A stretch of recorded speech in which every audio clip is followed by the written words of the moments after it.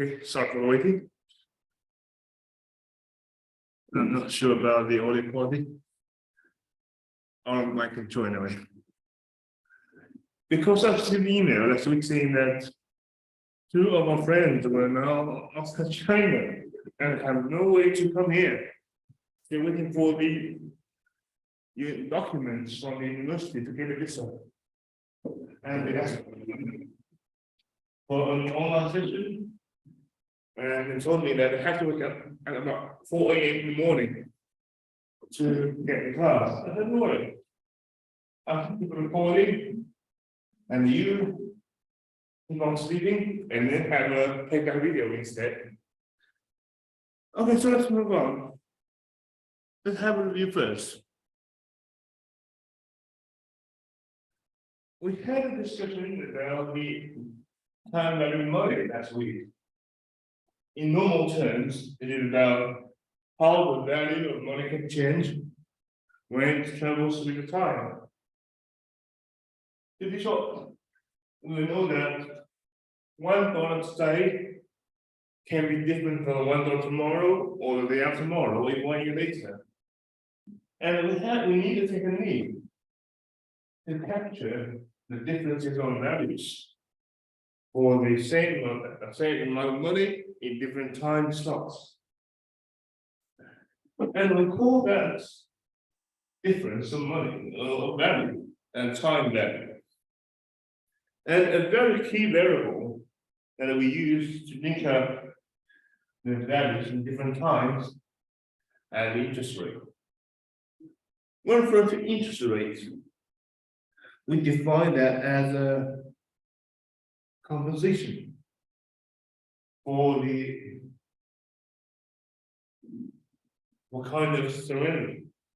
Then you have to sacrifice the enjoyment of the money you have, right? Because you're not lending money to the others. And it's very natural for you to ask for some rewards with the sacrifice you have made. And for this kind of sacrifice, we call it an interest. We will have a discussion about the interest rate next week because we have some different forms. As to APRs, that is the rate we'll have up here on a piece of paper. They have put it there. And it can be EAR. That is the actual rate you have to pay. And you will know that the two rates can be slightly different according to the way you accrue the interest. Okay, let's be simple today. And then we had a discussion about two important terms, the present value and the future value.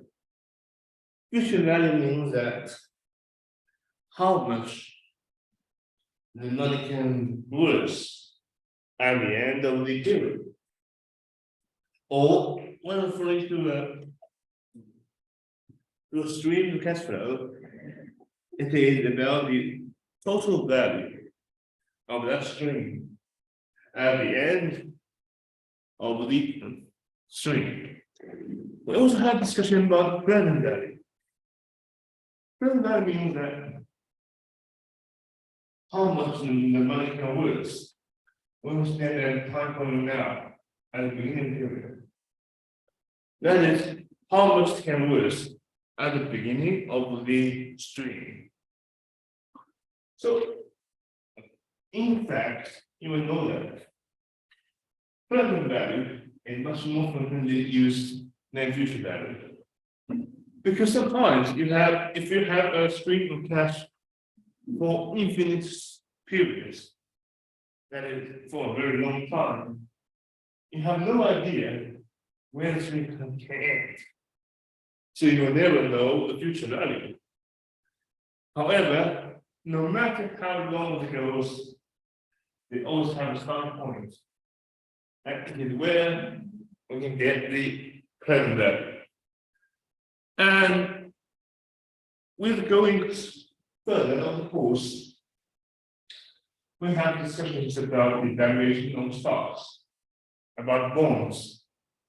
And if you want to go to some other courses in finance, which will not be covered in this topic, in this course, you will find the present value is even more frequently used when valuing the options, derivatives, and all complicated instruments. So make sure that you master all the necessary skills to calculate the present value.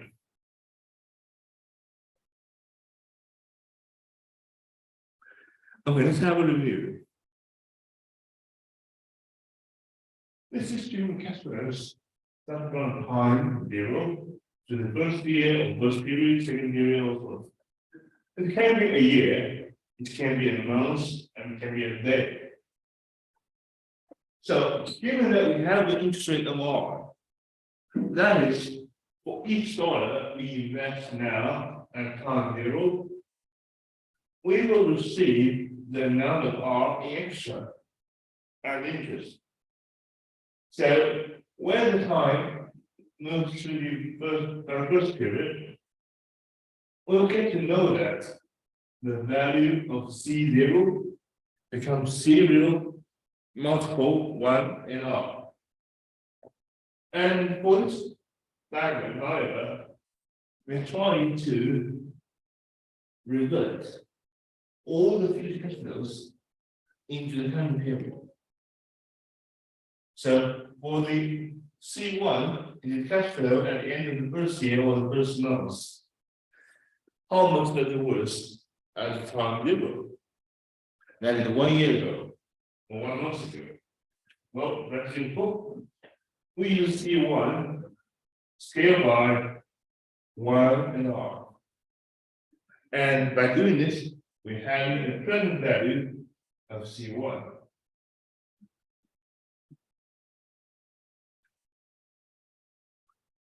However, you will find the calculation is very complicated. Because for each year or each month, we might have very different cash flows. And you find no easy way to do that. Unless you have a very good calculator or even computer.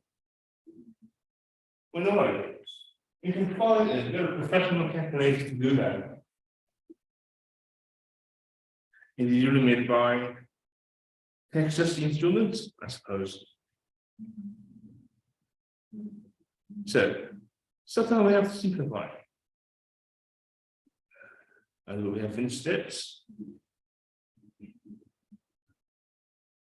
The very first thing we simplify the model is to assume that the cash flow at the end of each period is equal. They're always equal to C, equal to 1, to 2, to 100, to 1,000. They're always equal. Guess the reason why we do this. Assuming that we have the same amount of cash flow for each year or for each month, we are indeed simplifying the calculations. Let's see here. Whenever we have B equals C, C by 1 and R, plus C, 1 and R squared, C, 1 and R cubic, and C scaled by 1 and R for n points. Now, we find that for each period, the cash flow is always the same, right? So you can get a C out, and then we have this.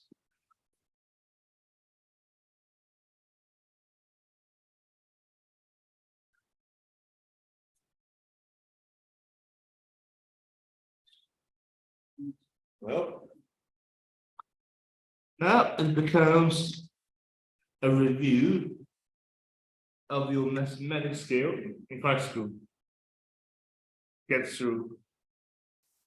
And I personally have done that. So here we have a document. I've sent an email to you about 10 minutes ago where the document is included. So let's see. Let's see where it is.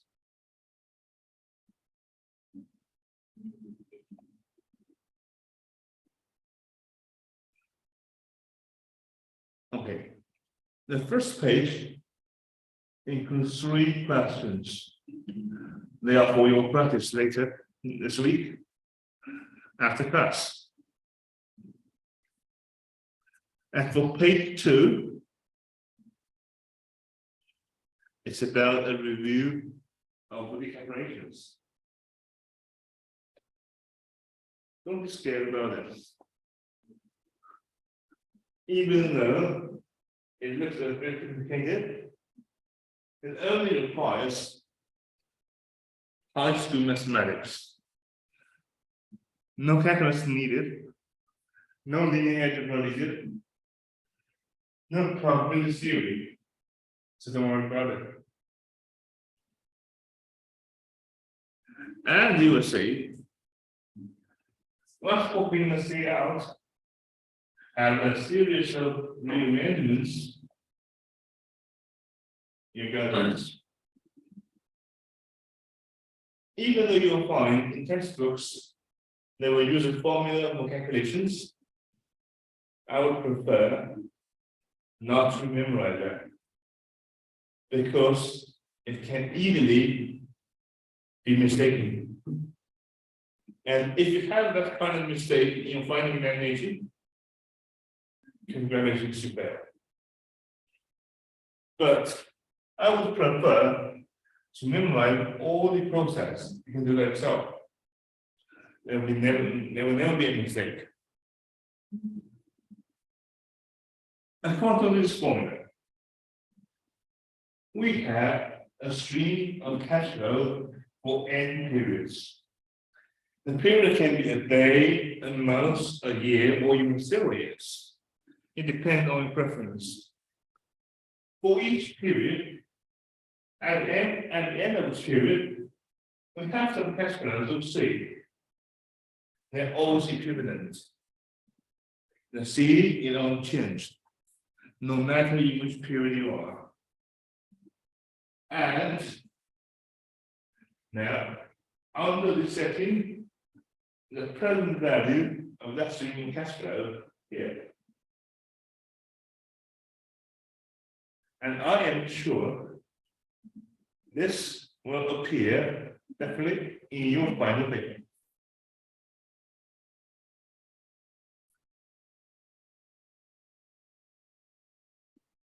And for these 3 questions, have a try. To make things a bit more interesting, in my episode, I try to write a story for you, rather than some simple calculations. Let me review a basic in India. Paul used to be my accounting lecturer at Lancaster. Alice is a PhD sitting in my neighboring office at the time when I was in Lancaster. And Margaret used to be an English name of my daughter. And Professor O'Hanlon, indeed, was my PhD supervisor. So part old native. And as for the project of risk management for financial institutions, that was part of my PhD dissertation.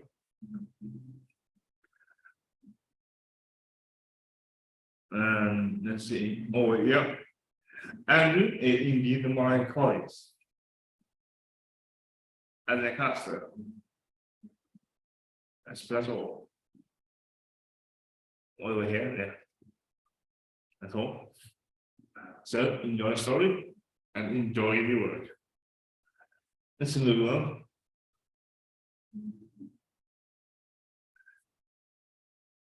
Assuming that now we have n periods. With each period, we have the same amount of cash flow. Things can be a bit easier, right? Okay. Now, we have a name for annuities. And for a stream cash flow, they have the same amount of money to pay or to receive at the end of each year. And they have n periods. And if we go further, if we replace the n into some infinite periods, then the string will go forever. It's called purity. Now let's try that. Have some more simple predictions. I'll try. Now you are the lucky winner of 30 million state lottery. You can take your prize money either as you have some options. A 30 payments of 1 million per year, or 15 million paid per day. If the interest rate is 8%, which would you prefer? Well, how much money? You're now receiving an lottery for 30 million US dollars, which is a high amount of money. And you have two options. You can either receive the installments by 1 million per year for 30 years. Well, you have to make sure you can live that long, or otherwise 15 million immediately, that is half. So you will get the money in full in 30 years, or get the money now for only about half.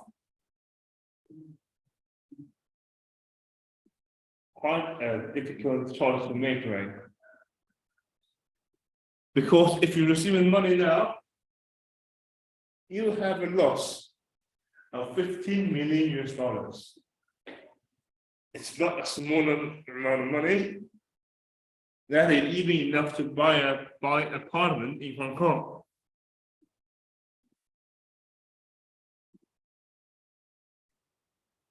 And for that amount of money, in Shenzhen will be a house. So now, use your pen and piece of paper, and maybe your phone for the calculator. You have 5 minutes. Then take your practice.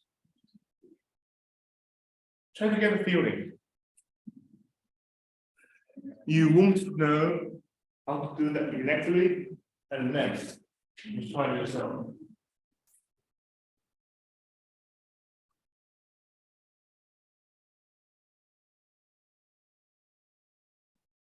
It might be a very good habit to bring yourself a pad book or a notebook with some pens. And it might be good to have a calculator yourself as well. Have a try now. Otherwise, you will feel very regretful when facing the final examination. For this time, the final examination will come a bit earlier than usual. It will be just, it will start probably the day after Christmas. So no lessons.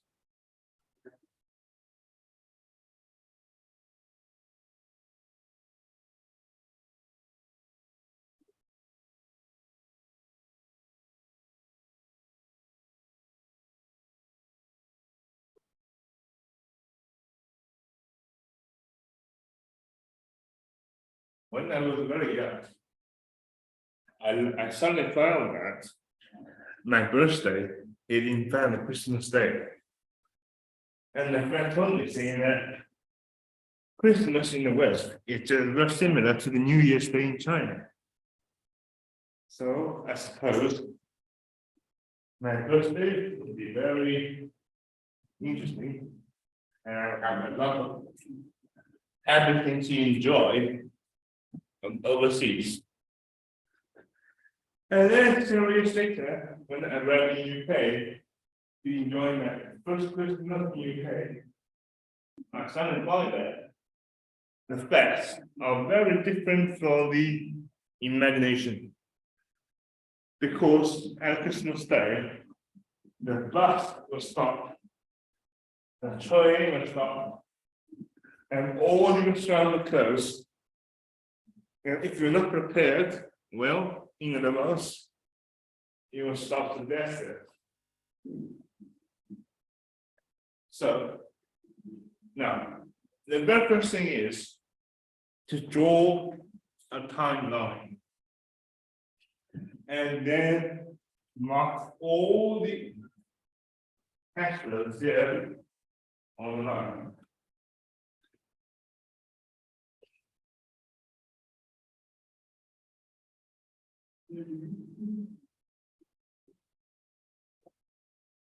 I'll turn to that on.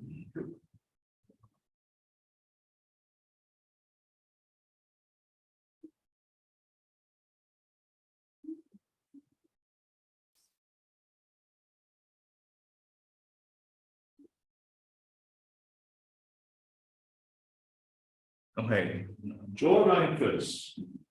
And then I think about whether some value or the each $1 million is paid at the end of the year or not. Because when doing this, we assume that all the cash flows are paid or received at the end of each period.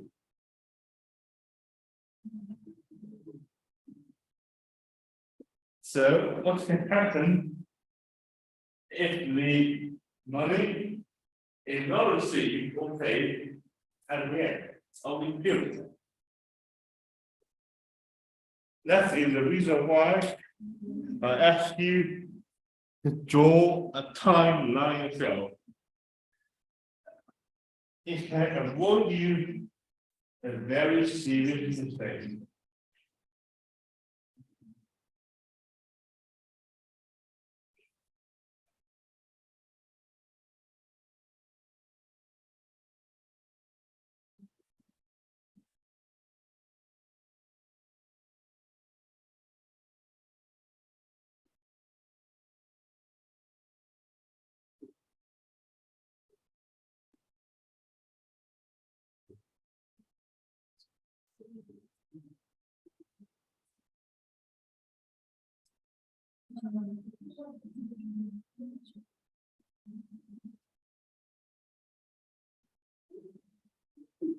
Zero, 1, 2, 3, 4. 4 is here. Maybe not.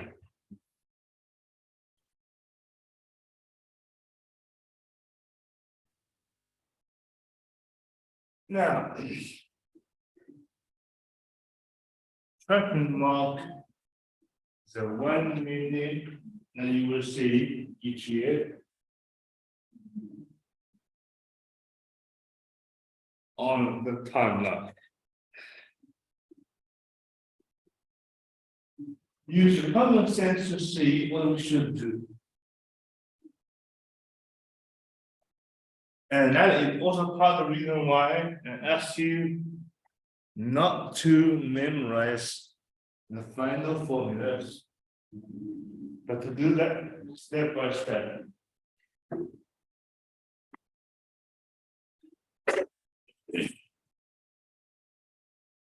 See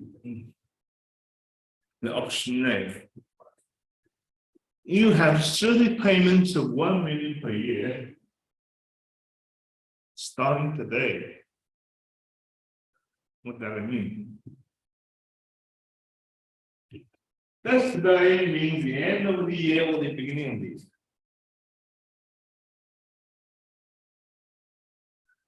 This is very important. We are receiving money today. So does that mean the end of the year or the beginning of the year?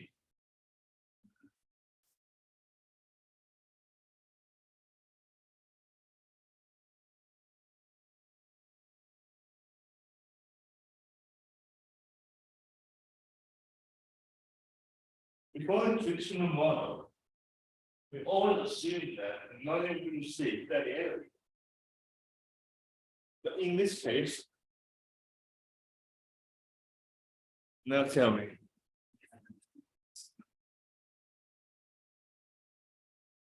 If the very first $1 million received at the end of the year, so we have an option. The very first payment, if I choose option A, this is my first million. Either here or over here. A, B. Which one do you prefer? Because I have 30 years, which is $30 million, and for each year I will receive 1 million. Let's focus on the very first payment. If the $1 million received at time 0 or at time 1. The only difference is that for the report, it is the very beginning of the first year. And for the Mach 1, it's the end of the first year. Which one we prefer? Have a guess? We'll be back in 5 minutes.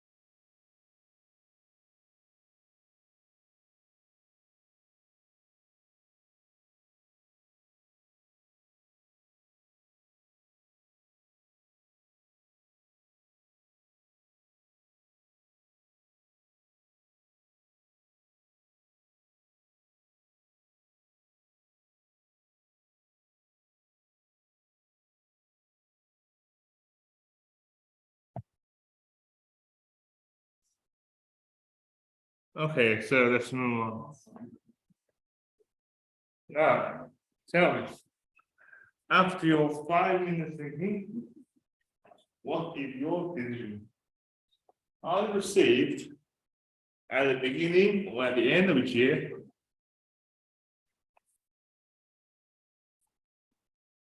Book starting was here. Survey payments of 1 million per year, starting today. Today, not tomorrow. So,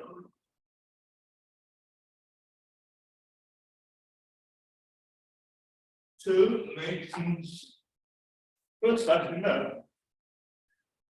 We would regard it at the beginning of the year. So, the cash flow here follows.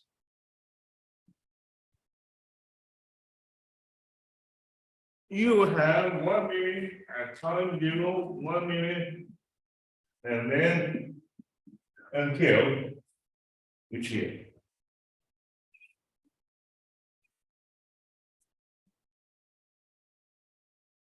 At the end of that, we will put a timeline a bit longer.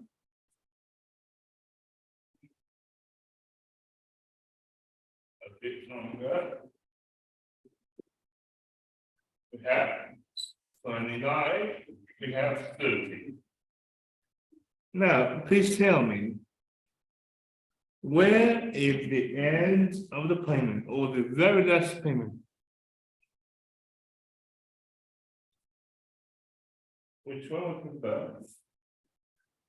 29 or 30? 30? Any other ideas? Okay. 31. Any other ideas? Who won by 29? No?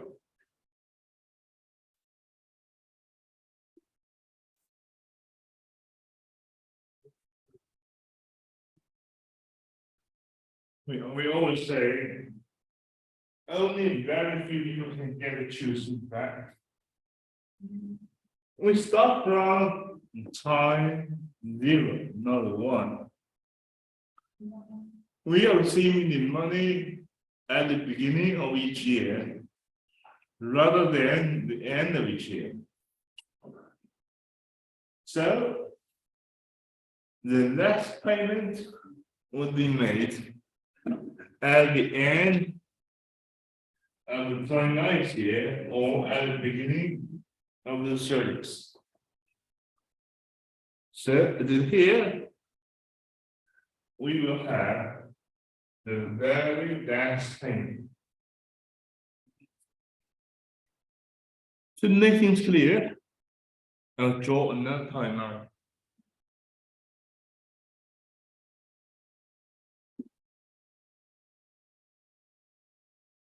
One, 2, 3, 4, 29, 30. And this time, we will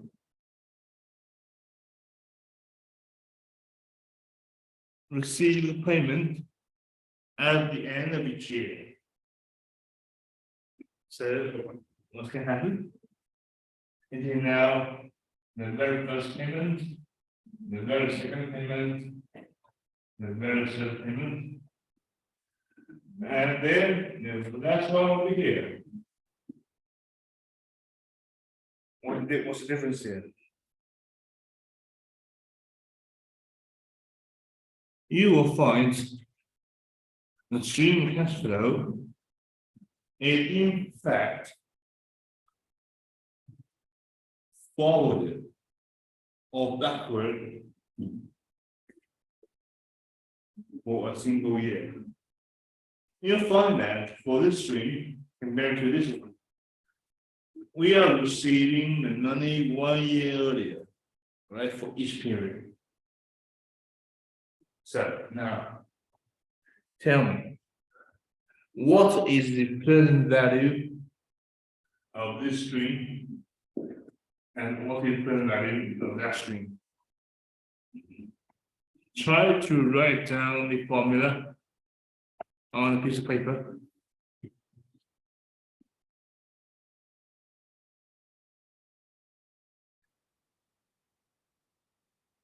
You don't have to use something like this. Just write down the very original form of the equation.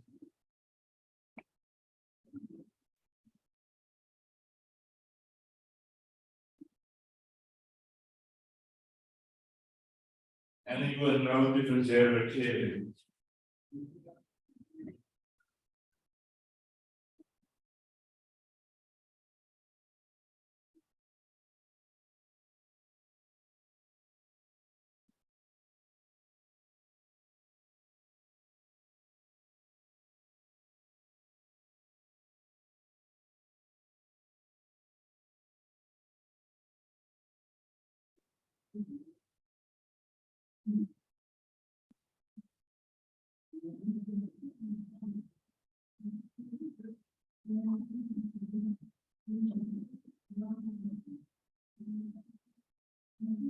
Or if you find it a bit tricky, start with the string like this. It might be somewhat easier.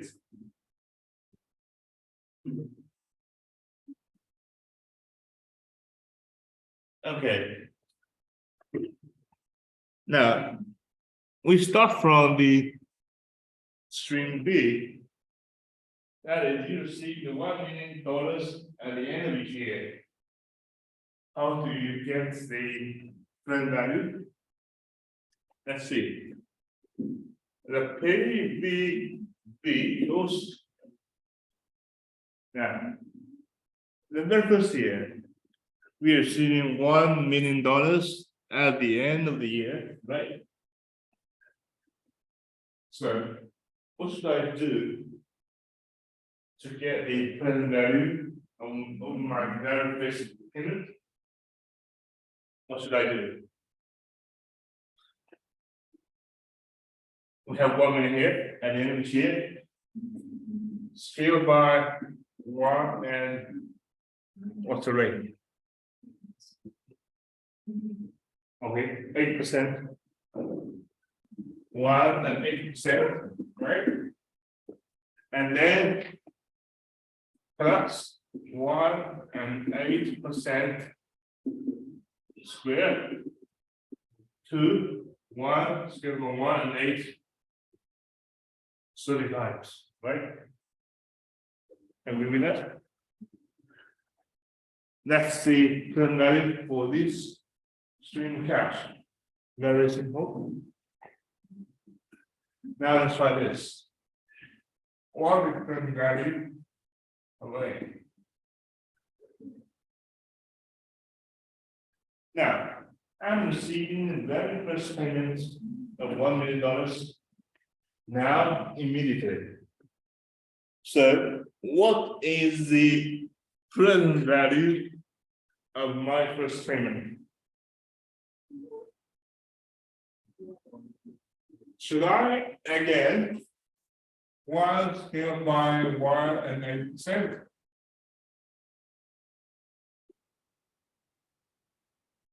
No. Agree with that? No. Why? Because I'm receiving my first payment now. So the present value is indeed what I'm receiving now. Right. Because I do not receive the money 1 year later, I'm receiving the money now. So there should be no discount at all. So and now we will have for first year is 1, for second year is 1 and 8, and for third year it's 1 and 8. Where? And to the very final payment, the 1 and 8. Well, how many times?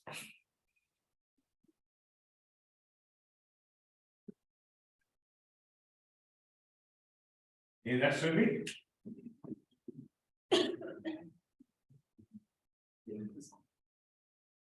Yeah. We have 30 payment, right?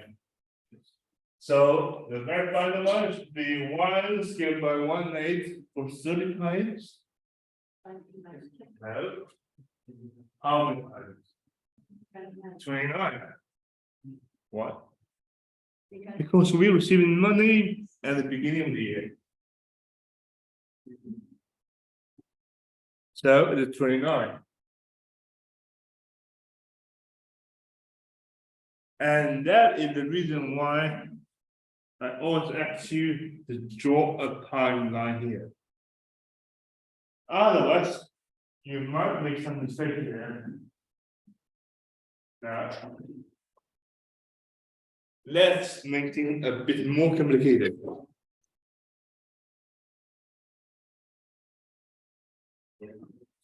Now, you are still receiving your 30 millions in 30 years. However, it will not start until 3 years later. What should I do?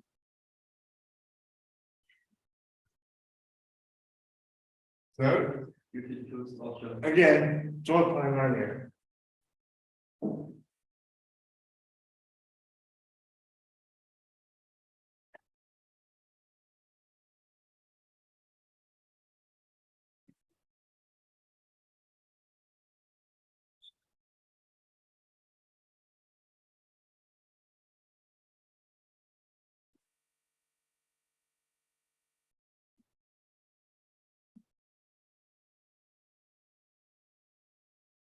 One, 4, 5. So, now, no, 35. We are still receiving the money for 30 years. And for each year, you receive 1 million at the beginning of the year. However, in the very first 3 years, you will receive nothing. So, how can we get the value now?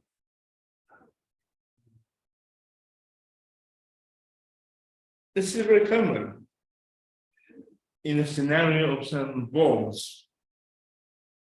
In the very first few years, you receive nothing. And maybe it's the 5th year or the 6th year, you start getting money back. How can we make this?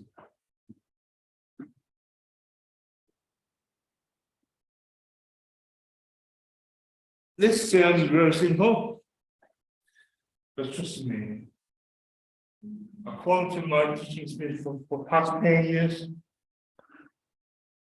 very few students can receive full score in this section. There will always be some minor mistakes. Okay, let's see. Again, you won't receive anything in first 3 years. So I will use a black pen to mark down. For first year, again, at the beginning of each year, you will have nothing. Second year, nothing. Third year, nothing. And from the 4th year, however, we are having 1 million, 1 million, 1 million. Here where?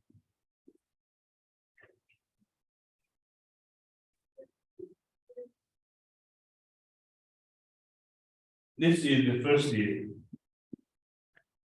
And this is second year.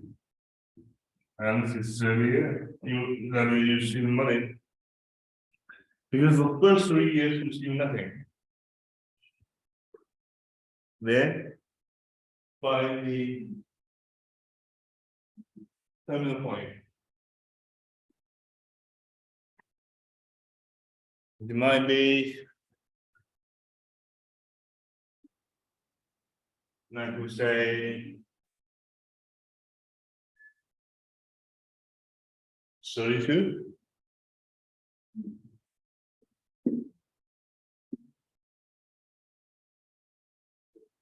Right? So what is formula? We will have PV equals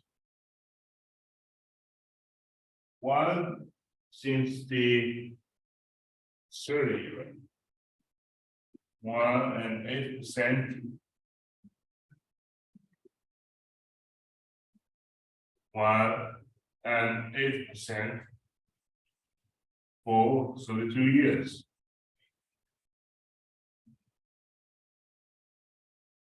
But some people ask saying, well, this have problem. Because we cannot use the formula like this. For example, we also try to use something like this to get the answer. And the reason why we use this is that if you have a book, try to get it at the very end of the book, you find some tables. The table is called the coefficient of present value and future value.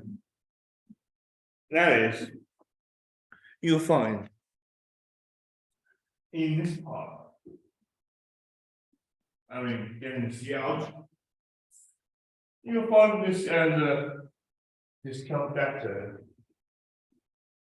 And there are only 2 variables related to the discount factor. One is the rate, the other is number of years. So you can have a table like this. Here in horizontal room, we have different rates. Or mostly you say 1%, 2%, 3%, maybe to 20%. And for the in the vertical column, we have different years. 1 year, 2 years, 3 years, 4 years, 5 years. By doing so, we will not have to calculate the discount rate, because we can get that from a table, which is much faster, right? And in your final examination, I'll provide you a table like this. Now, the problem is, how can we fit this into a scenario like that?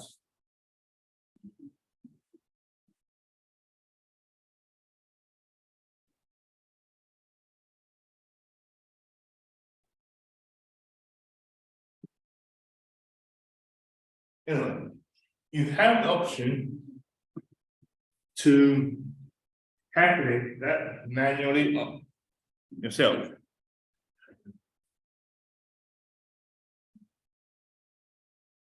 And for this, always remember the original form, which is here. That is, for this calculator or for this discount rate, it is based on the assumption that the C is paid or received at the end of each year. But now we have a difficult scenario. Payments are made in advance. And we even have some years as a delay. How can we make it? Now, things are very simple. If we treat the year 2 as a new starting point,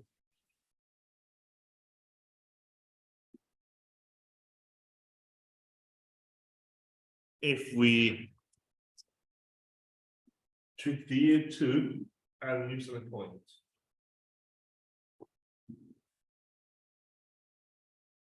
so this is a 0, this is a 1, this is 2, this is 3. We are turning that into a similar setting as this one, right? Because we treated the second year as 0, and now the first payment is in fact made at the end of the first year. So we calculate this, the PV equals 1 times 80% and 1 minus 8% for certain time.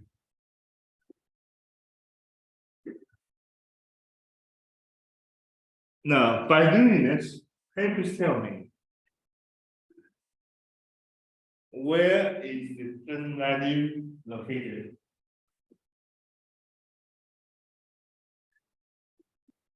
It is here, right?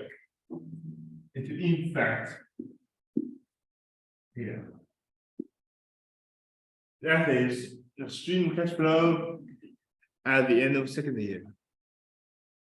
But what we want is the present value here. How can we convert the present value at the end of second year into something like based on the time view? What should we do? Very simple. We just scale again by 1 and 8%. Where we convert that cash flow or that present value into the present year. No worries. You have some practice here on that first page. You will fully understand what I'm talking about when you have tried all this. Do remember to do all these questions on your own, because I can guarantee at least one problem or something similar will appear in your final examination paper. And if you can do that well, it's very helpful for you to pass it. And again, I wish I won't see you next year.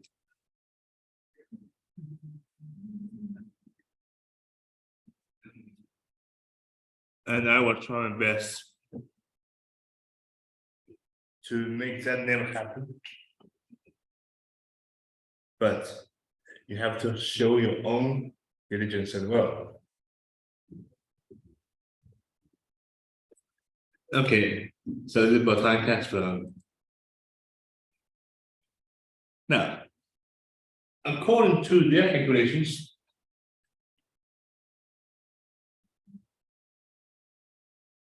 they find that the present value is only 11 million, which is very astonishing.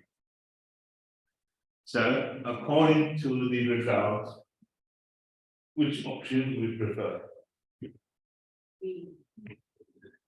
Are you still willing to receive all the 30 minutes in 30 years? Assuming that you can live that long? Or you would prefer to have in half immediately?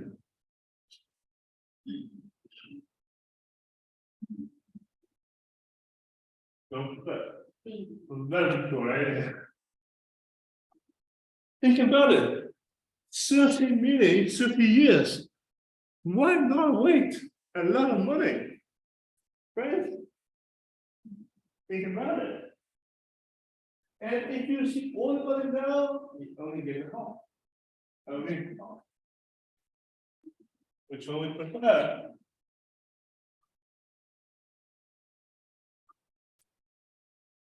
Always believe in your calculation. If you do want to wait for 30 years, it's equivalent to receiving $11 million per day. However, if you decide not to wait, you have 15, which is more than you're waiting. So, don't be tricked. Take all the money now, even though you only have what, about 15 minutes. Now, let's have a modification of the problem. If the rate is not 8%, but only 2% each year, what is your conclusion? Because 8% of annual rate is very rare. It is very close to a level of inflation. 2 or 3% will be normal. And you know that? In UK, it's even less than 1%. See, what's the impact? Well, you have phones, you have iPad, you have computer. Don't do that. If the rate is now 2%, what is the present value of the 30 million 30 years? And what is your decision?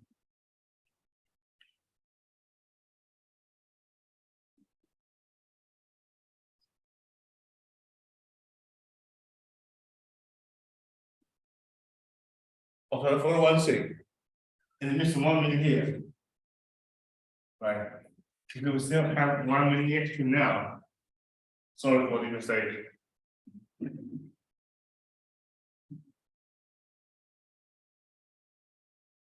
See, if the rate is only 2%, how do you feel about the plan? Will you change your mind or not?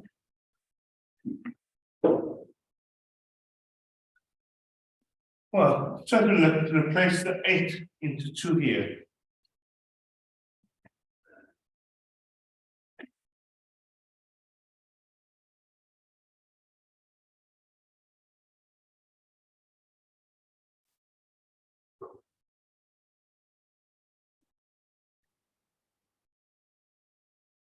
Well, let's make it. Because I have no iPad, I will use my computer instead. Let's see if I have Excel.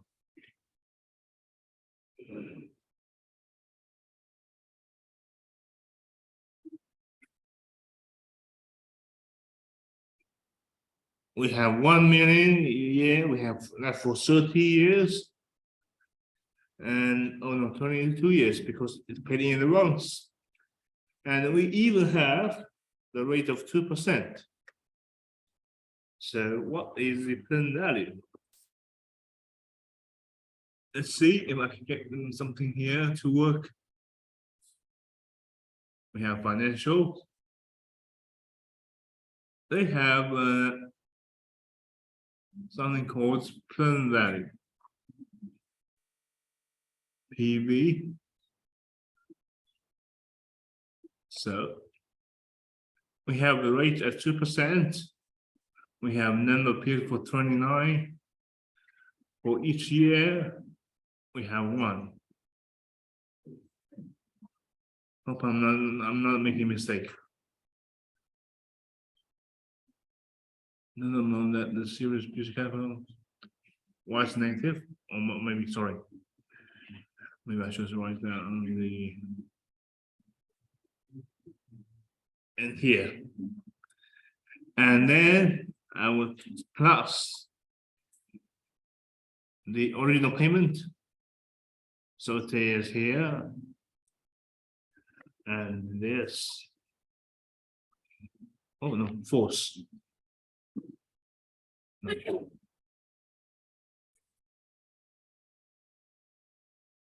So the answer. It is 22. Close to 23. And formulate here.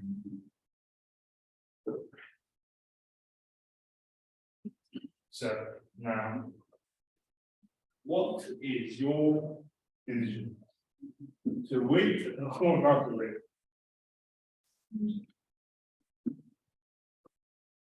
Okay, let's do something more crazy. We all have 1 minute. We always have 22 years. But again, we have 1%, 2%, 3%. Let's see until when we would abandon the waiting plan. So, again.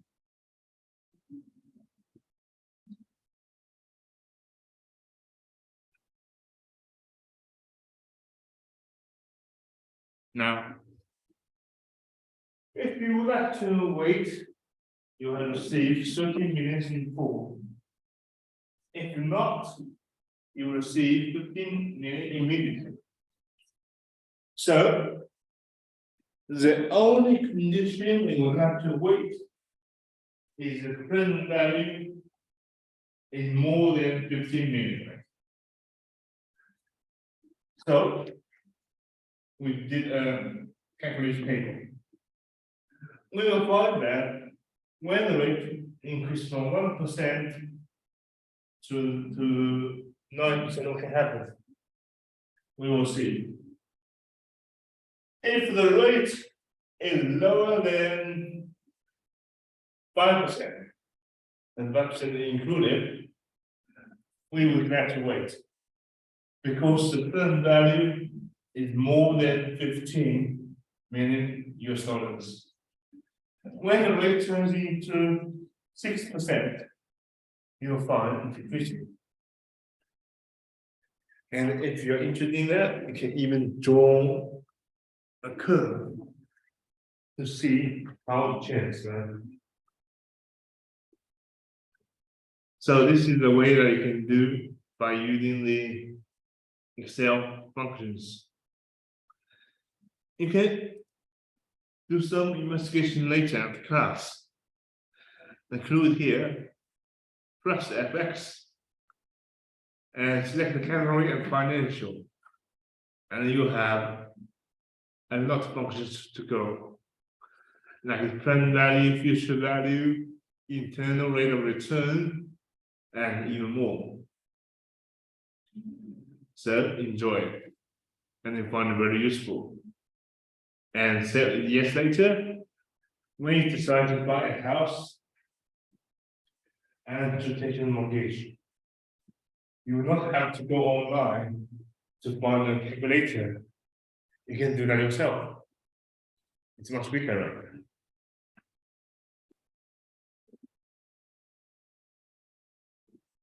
So it's very interesting that we're talking about some mortgage banks and now the faculties in economic department. The very first was for them not to go online for calculator. They will do that in Excel. Okay, so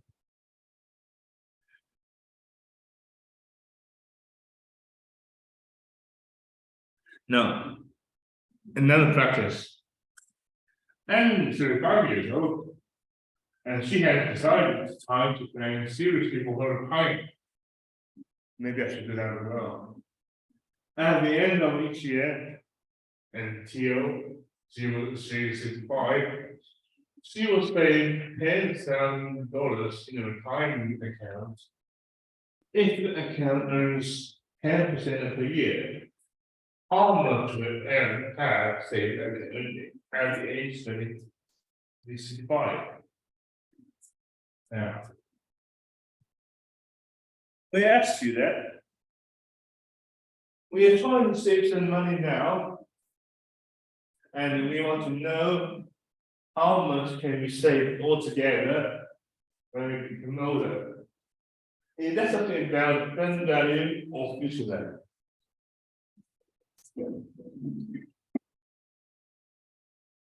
For this question, is that about future value or present value? We're saving the money now for later, which for the retirement plan.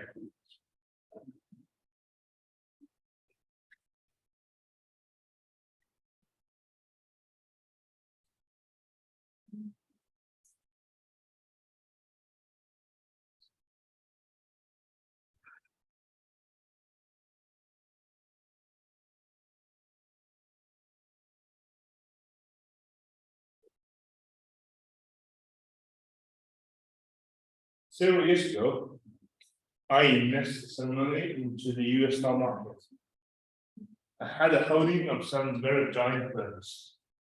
For example, Microsoft, Amazon, and I told my wife saying that I am sure that these firms can grow bigger and bigger. And my retirement will help on all these firms. And you know what happened since last year. So my wife is now asking me, now you have moved to a new campus, right? Which is somewhat larger. Have you ever picked up a corner for your retirement? Because the stock market now depreciated, right? Depreciated means that we are losing money. So she said, I really have no confidence about your retirement plan. I would prefer you to take action now. Find some quiet corner around the office for the time. Well, anyway, I'm joking. Still remember that several years ago, I purchased my very first camera on eBay. The price is very cheap. You know the reason why? Because the seller posted a message saying, hey guys, I purchased my camera and my lens when traveling to New Zealand. I took some very nice photos. But when I returned, my wife said, you have two options. Either you sell the camera or you live in the doggy house. If you were a guy, what would you do? To live with the camera in the doggy house with another dog there, or sell the camera. So that is why I got my first camera with a very good price. Now, let's see. You're not having a retirement plan. So what is retirement plan? That is, you save the money or you deposit money into the account from year to year or from month to month. And you can get the money out when you retire. Right. So, is that about the future value or about the present value? 5 minutes. Very good. Have a break.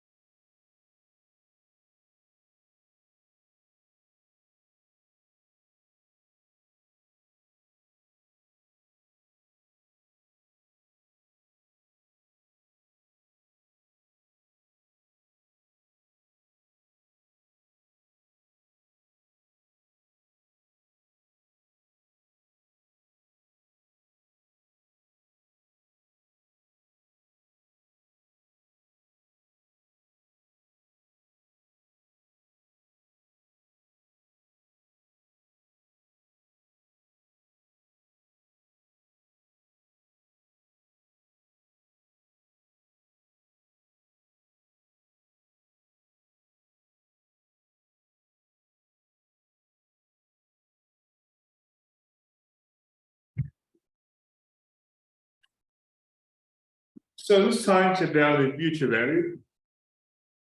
We are now depositing money now into the accounts.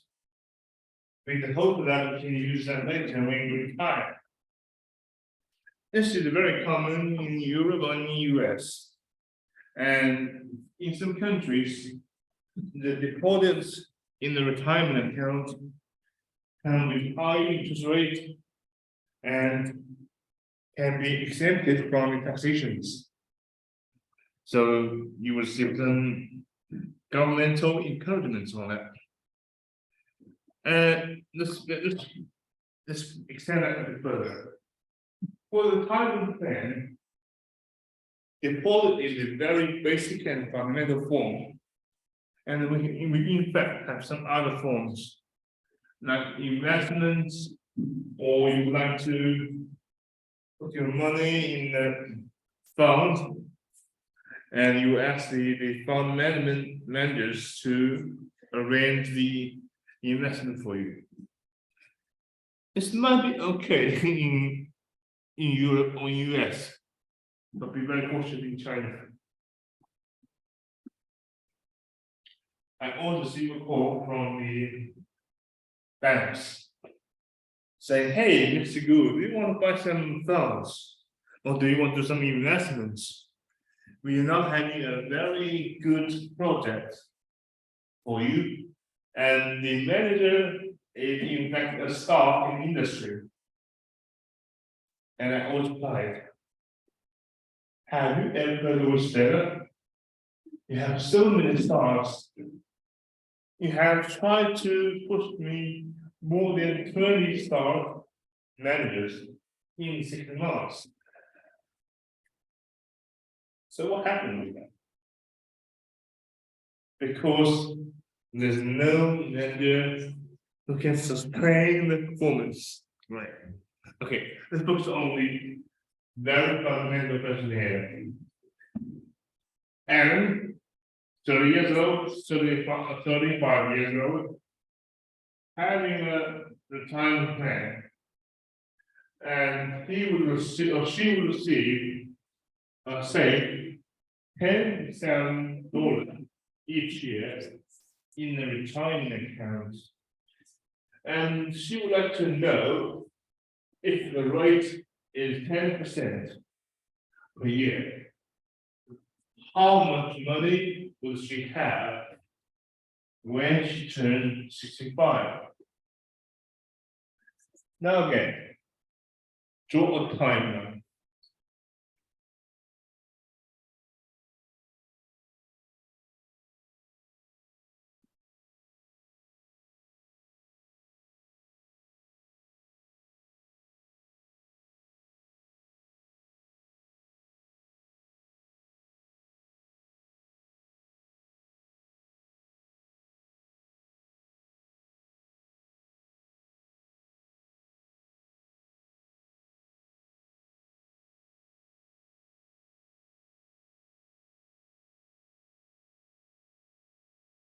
We have a timeline here, it's T.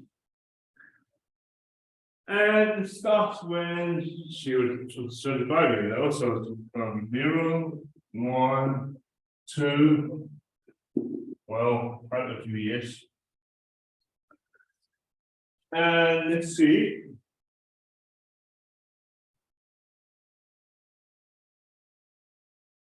At the end of each year. So again, she is now depositing the money at the end of each year, not the beginning of each year, right?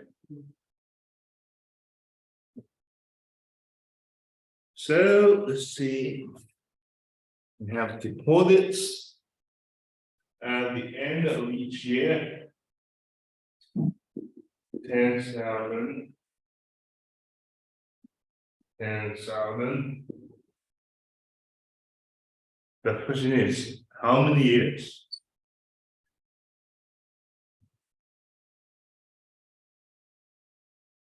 She is now 35. And she will save or deposit 10,000 each year in the account. And she will do that until she turns to be 65.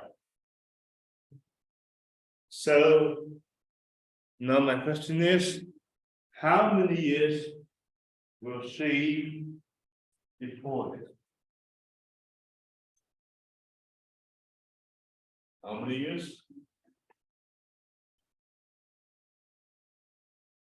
30 years, right? So until the 30 years.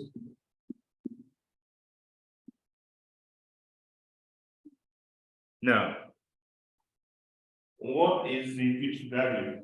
How do we make it?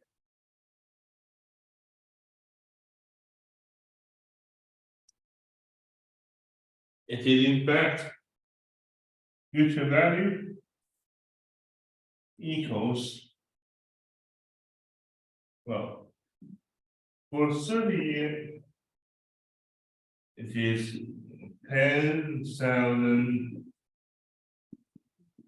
and 1 plus 6, 10%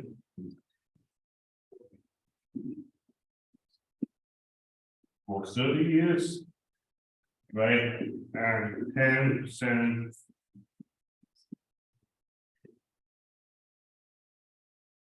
No, not 30 years. 29 years. And finally, the no multiples. So that's it here. Future value, much simpler, right? Now, let's make things a bit more complicated. Because originally, we assume that the payment or the receiving or the payment to receive of money is equal in each year. But now we want to relax the assumption a bit. We assume that for each year, the money that you receive or pay can grow. But to make things not too complicated, we assume a constant growth rate. This will be very useful when you try to value a stock or a firm. Because you can never assume that the cash flow or the earnings of a firm can never change in future years. Why? Why would you not assume that some price or something can never change in future years?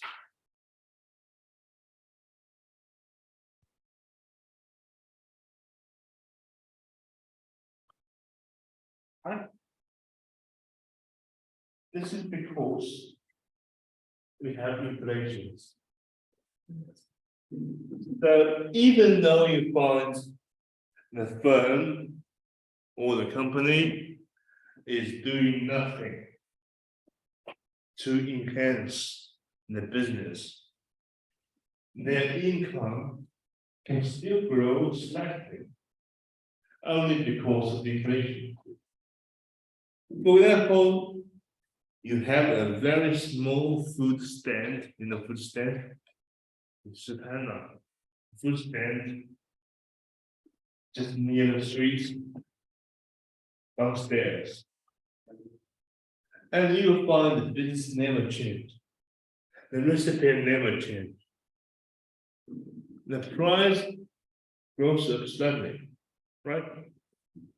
So why do they want to raise the price a bit each year? Because of inflation. So a very natural setting in valuation is to assume something can always grow. And let's extend it further. When you try to value a firm, you might assume a very high growth rate in first few years. But you would set a very slow growth or a very low growth level in future years for long-term or for remote forecasts.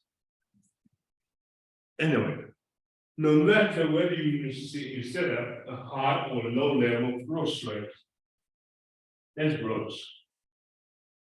And how can we make it? And again, it's a very simple mathematical game. I have done that for you.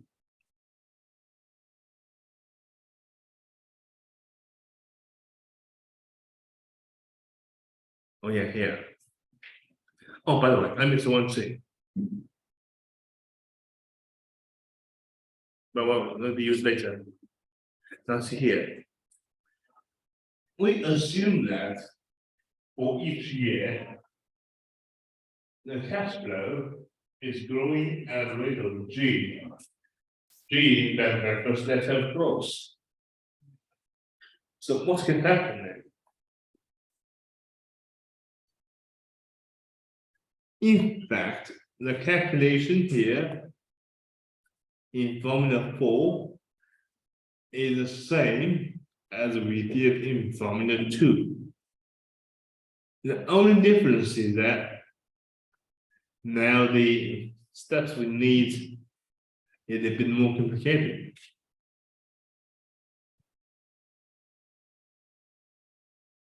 So how do you feel about this? It's still about mathematics in high school, right? Yeah.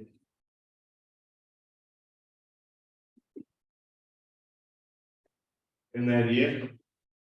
No, I'm learning Chinese. Then be So that's why I said that's mathematics in high school, right?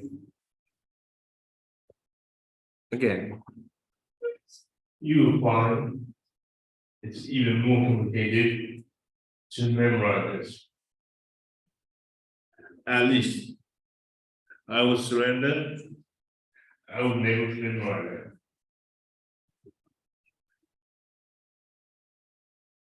it. Okay, this is the original mathematics. Now, before that, we have another thing. That is, if the stream of flow goes forever, never stops, how can we get to know the present value? Because if we have an infinite period, you know infinite, Rn, Frn, IE. It's a mathematical term.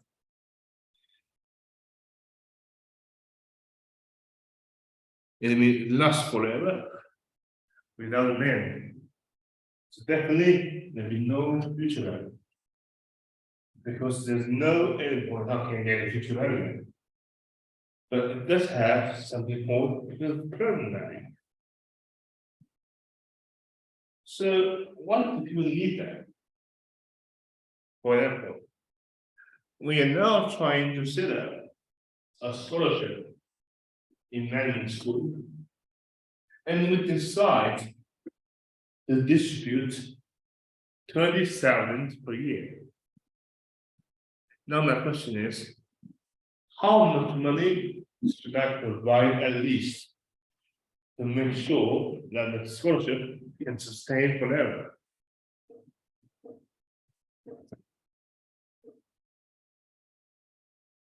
Now assuming that the rate is 5%.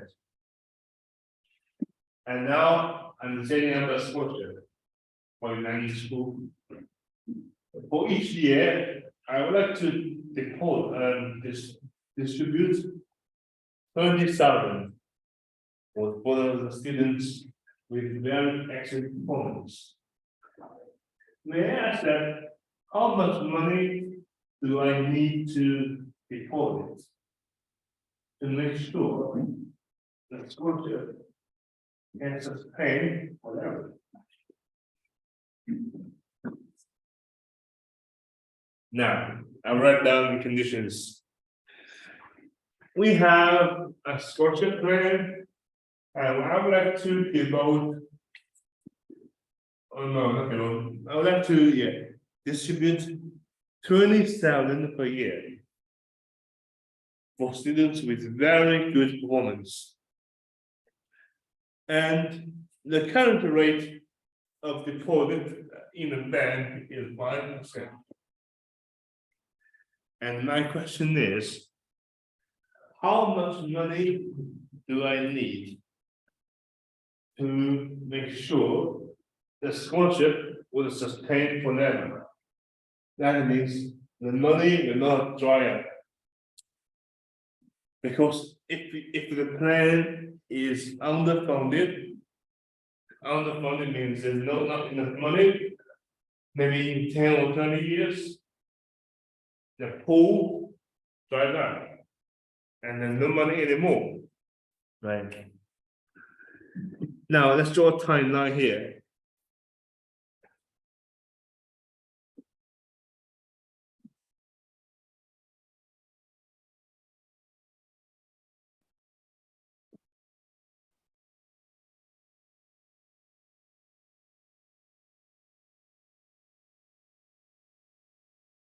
We have a timeline T. And now I'm having a scholarship plan. What I'm trying to make sure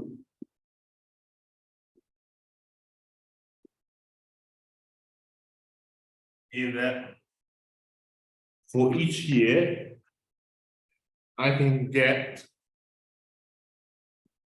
20,000 out of the account. However, my only requirement that this withdrawal can be sustainable. So how much money do I need? At least. Because you'll say, well, the more the better.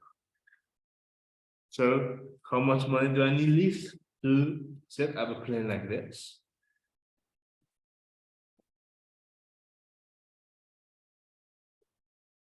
Try to obey your mind. Your standard point is a very simple task. You even don't need an advanced mathematics. Some of you will say, well, we calculate the present value with a limit. Some will say, I hate mathematics. I don't want to write something like this saying, I'll do that for you. We have a limit here.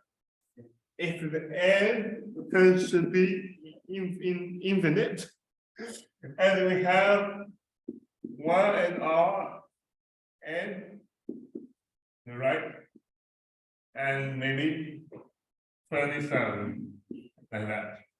No, I hate it. Let's work around it. Now, how can you make sure the money in that pool will never dry up? Now we have a swimming pool. The water flows in and flows out. How can we make sure that the pool can never dry up? The flow in exceeds the flow out, right? So there's always more water coming in than out. Or at least we have a balance. The flow ins equals the flow outs. So the water can sustain on a certain level. Then let's put that kind of model into this question. How can we sustain the whole money? We must make sure the money in addition each year exceeds the money we withdraw each year. Right? Or at least, we must ensure the amount that is added into the account equals to the money we withdraw each year. So the hole will never dry up. Do you agree with that?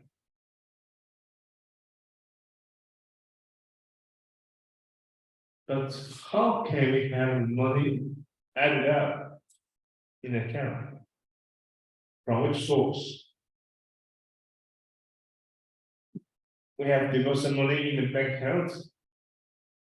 Will the money increase itself?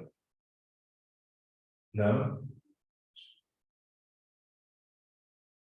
Have you ever observed the balance of your account each month or each half a year or each year? Will there any increase on your balance even if you and your parents did nothing?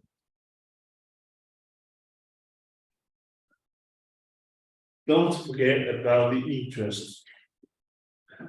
Once you devote the money in the bank account, you will have some interest. So, my thought is, if I use the interest as a source of my scholarship each year, the money or the whole of money can never dry up, right? But how much money do I need to ensure that the interest they generate equals to the amount of money I would like to withdraw each year? Think about it. This is not mathematics in high school. It's in the advanced years of primary school.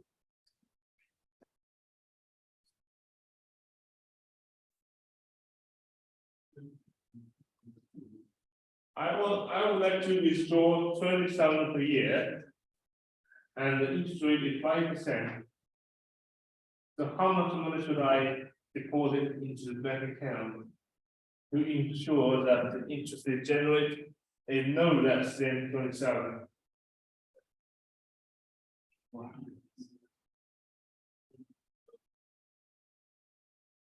Okay. So we have this amount of money in the bank. For each year, we have 5% as interest. It equals 27. Right? So the money we need is 20,000 scaled by 5%. And that is indeed the present value of annuity with infinite periods. So you don't have to use the limit. Try to understand that in this way. It's much easier.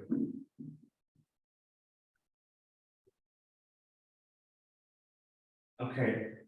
This kind of stream is called a penalty.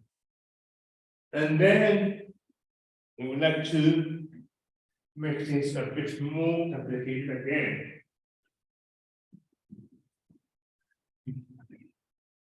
We are going to assume that the scholarship can increase because of the inflation.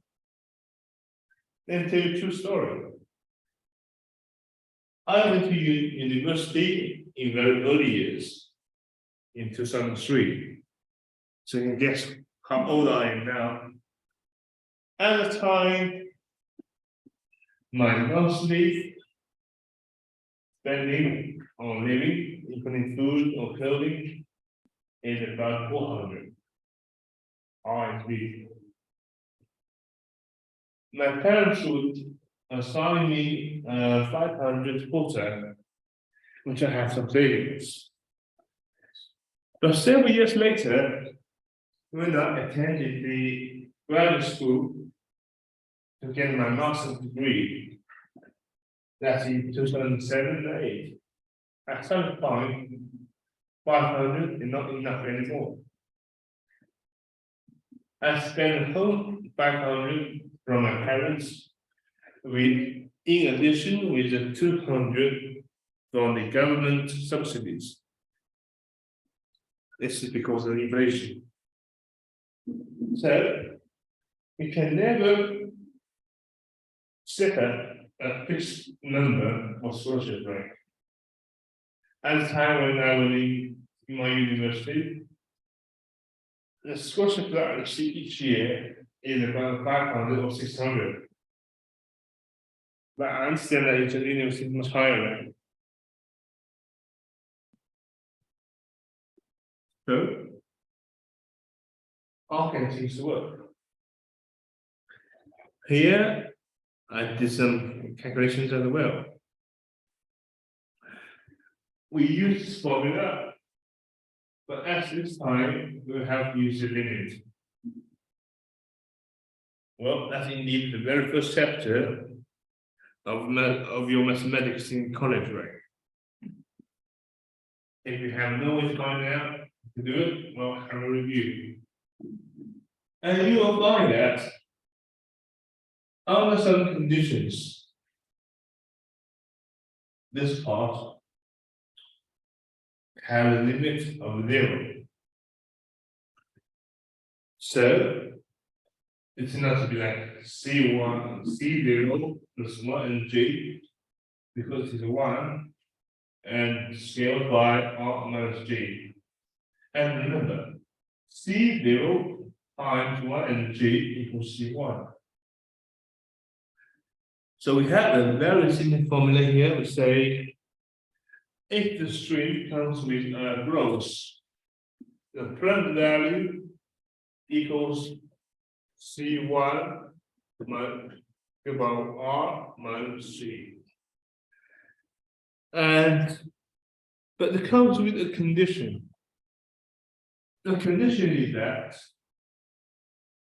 the growth rate can never exceed or equal to the discount rate. So my question is, why do we have a limit?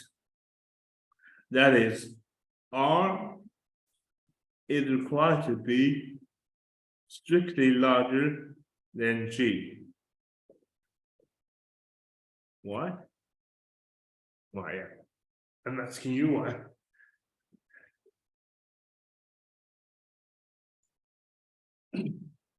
This is a very simple question. I used to ask my students who are willing to be my master students.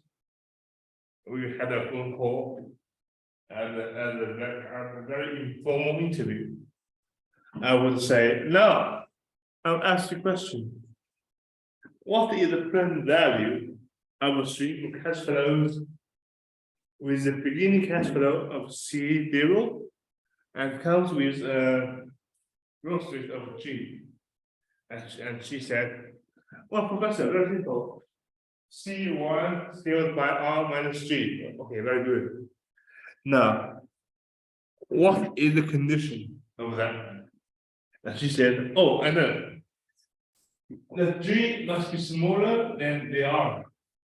Okay, right, very good. Now tell me why. She kept silent for a few seconds. Hey, can you hear me? Oh, yes. What is the answer? Why the G, it must be smaller than R? In about 30 seconds, she replied, well, my teacher never told me this. I said, have you ever thought about this before? She said, well, I used to, but, well, that's next week, right? I said, she never thought about it. No, I'm asking you, why do we need this condition.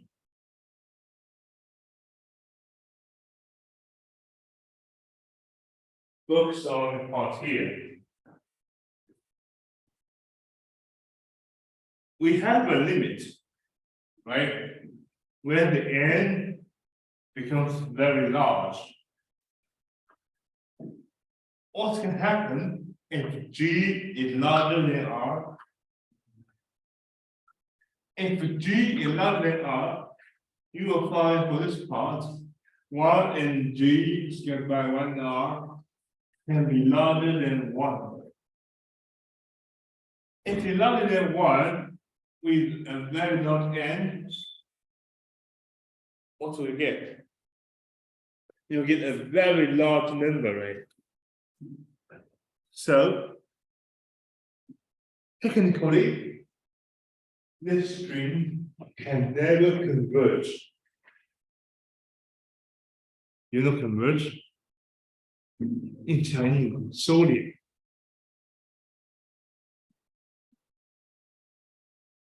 C-O-N-V-E-R-G-E, converge. So, only when the G is smaller than R and the number is less than 1, with a very large n, you have a 0. So it converge, right? Can I find it?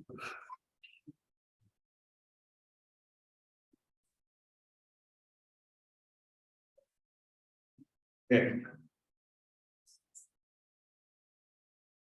So that is the reason why G must be smaller than R. In Chinese, it is 想要小于1的数的 n 次方写 stable, right? So that's why I put it here. Because it should be 0.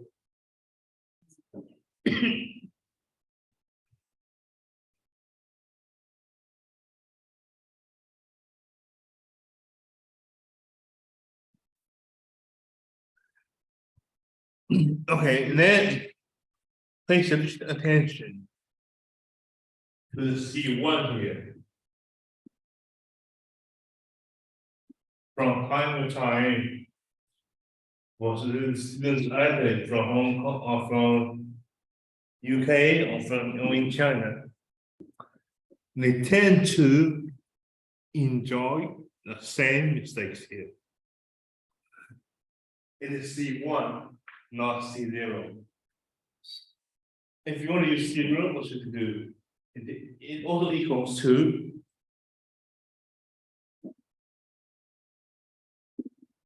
C0 times 1 and G scaled by or divided by R minus G.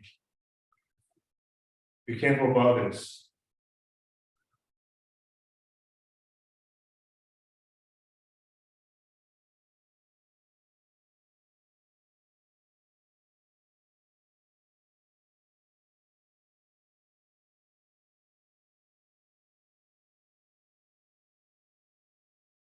So based on this, you find it very simple, right? So let's see the question. You plan to donate some money to your unmet matter to fund an annual 30,000 MB grading party. Given an interest rate of 8%, the required donation was the present value of, well, it's very simple, right? Now we have some additions. Before accepting money, however, the MBA Association has asked that you increase the donation to account for the effect of inflation. What does it mean? Well, ask some money, please, right? The students estimate that the party's cost will rise by 4% thereafter. How much you need to know now?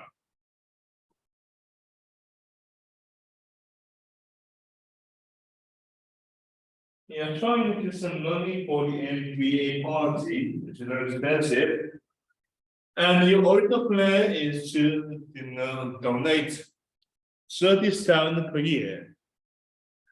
However, the students remind you that there might be some inflation. So what should you do then? We will need a growth rate, right? So it is 30,000 scaled by 8% minus 4%. My final question is, why do you like to use 30,000 rather than 30,000 times 1 and 3? You get confused, right? Because I'm telling you here, you must consider the growth rate. But here, it did not do it. That is also the reason why you have to draw a timeline always. Because the first payment is in fact C1, not C0. And C1 is 30,000.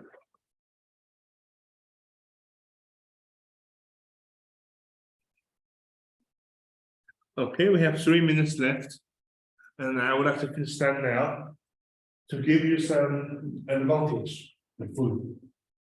So enjoy your lunch.